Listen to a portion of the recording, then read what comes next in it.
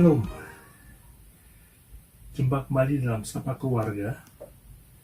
Dan kali ini kita masih bahas tentang pengampunan. Kalau dalam episode yang sebelumnya kita bicara tentang kerendahan hati dan sikap seorang hamba.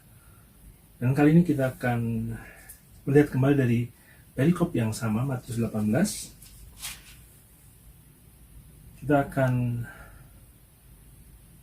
fokuskan di ayat yang ke-35.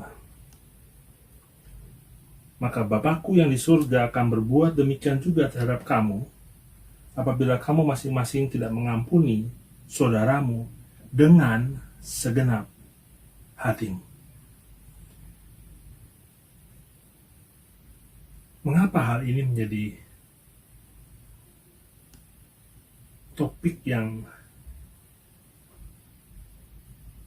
saya ajak untuk kita sama-sama pikirkan tentang pengampunan ini?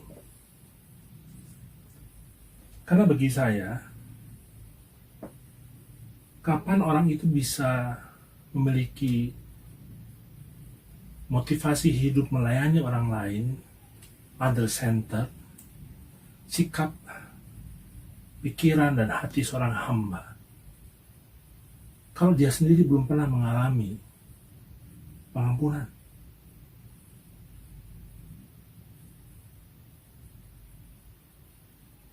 Dan kita yang mengaku orang percaya, anak Tuhan,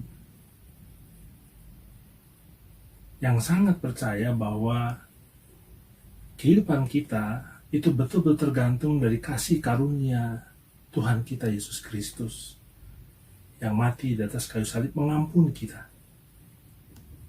Apakah betul kita punya iman yang kokoh seperti itu ya? Iman yang muncul dari realita bahwa saya punya pengalaman pribadi diampuni oleh Kristus.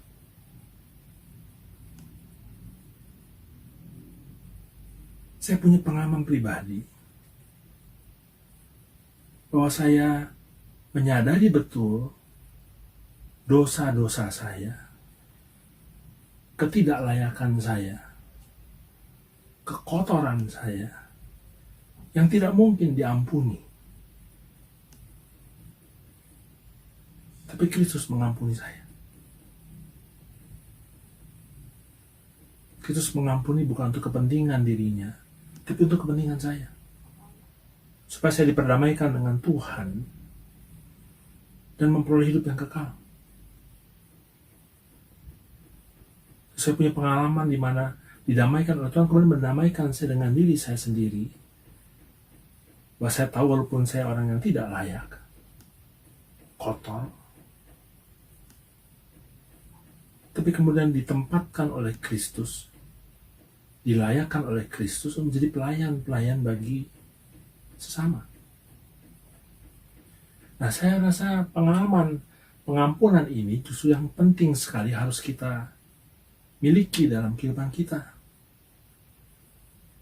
Kalau saudara dan saya merasa di dalam Kristen karena kita punya serangkaian kualifikasi yang memenuhi syarat dari Kristen, maka saya ragu apakah pengampunan yang kita berikan, kasih yang kita berikan itu tulus muncul dari sikap rendah hati, sikap seorang hamba. Nah, jangan-jangan itu hanya karena kemampuan kita saja ya, padahal bisa saja dibungkus dengan berbagai macam kepentingan yang lain, termasuk kepentingan diri kita. Jadi bagi saya hati-hati sekali. Apakah betul saya pernah mengalami pengampunan dari Kristus yang memulihkan saya, yang membuat saya kemudian bisa menerima diri saya apa adanya, yang membuat penerimaan itu kemudian bisa saya alirkan kepada orang lain, di mana saya juga bisa menerima orang lain apa adanya, tanpa syarat sebagaimana Kristus menerima saya. Jadi ini syarat yang utama sebetulnya. Sudahkah Anda dan saya mengalami pengampunan yang sama, yang Kristus berikan tanpa syarat? Yang mesti didasari akan pengakuan bahwa saya adalah orang yang kotor, tidak layak, dan tidak berhak diampuni, hanya berhak diberi belas kasihan. Satu ketika, beberapa waktu yang lewat itu, di sebuah stasiun radio di mana saya sering kali melayani setiap hari Rabu, ada sebuah kisah tentang seorang anak yang pergi ke apotek sama papanya. Lalu temannya ikut dalam mobil mereka, mau beli obat buat adiknya yang sakit. Dia lihat seekor kucing, anak kucing di solokan, kotor, bau, basah, ya, menggigil, mungkin sakit. Lalu anak ini angkat kucing itu, mau dibawa pulang. Temannya bilang, ngapain dibawa pulang, kucing kotor kayak begitu? Nggak apa-apa, aku mau rawat, bawa pulang. Lalu temannya ngadu sama papanya ngapain bawa pulang? Anak ini bilang, dulu Bapak kan pernah cerita ya tentang Kristus yang mengasihi aku, orang berdosa ini. Dan ketika kucing ini saya merasa bahwa seperti kucing ini loh, kotor, busuk, sakit, bau. Saya pengen angkat dia, menyembuhkan dia, memulihkan, memandikan dia. Sebuah pengalaman dari anak kecil seperti ini bisa dia manifestasikan dalam kecintaan dia pada binatang yang sedang menderita. Bagaimana dengan kita? Sekali lagi, punyakah kita pengalaman diampuni oleh Kristus yang mengubah kita? Atau jangan-jangan, mohon maaf ya, kita ini baru menjadi orang yang beragama Kristen, tapi belum mengalami Kristus yang sejati dalam kehidupan kita. Dalam masa yang kita banyak waktu di rumah ya, tidak terlalu disibukkan dengan berbagai macam hal, walaupun tentu ada tantangan, ada pergumulan di dalamnya. Mari kita mulai pikirkan ya, relasi kita dengan Kristus. Karena itu adalah awal yang bisa menjadi bekal bagi kita untuk berrelasi dengan lain, khususnya dalam pengampunan ini. Baik mengampuni orang lain, maupun mengampuni dirimu sendiri. Mari kita renungkan ini.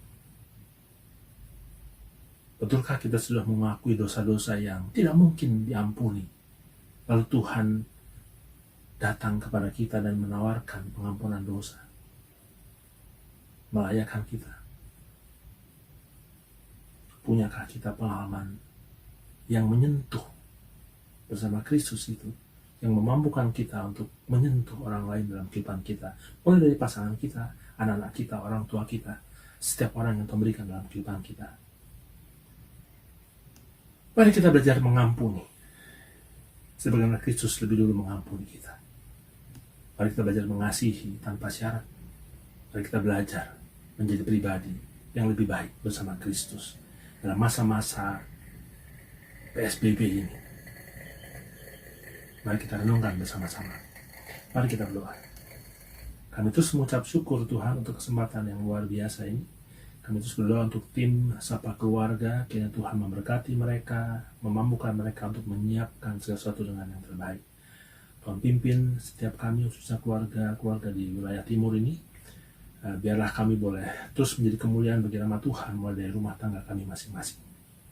Kuduskan kami Tuhan dan mampukan kami menjadi saksi bagi kemuliaan nama Tuhan. Dengan kerendahan hati kami Tuhan, dengan sikap seorang hamba yang muncul karena kami mengalami pengalaman pribadi dengan Kristus yang mengasihi dan mengampuni kami, mengangkat kami dari lumpur dosa kami, memakai kami, melayakkan kami menjadi saksi bagi kemuliaan namanya.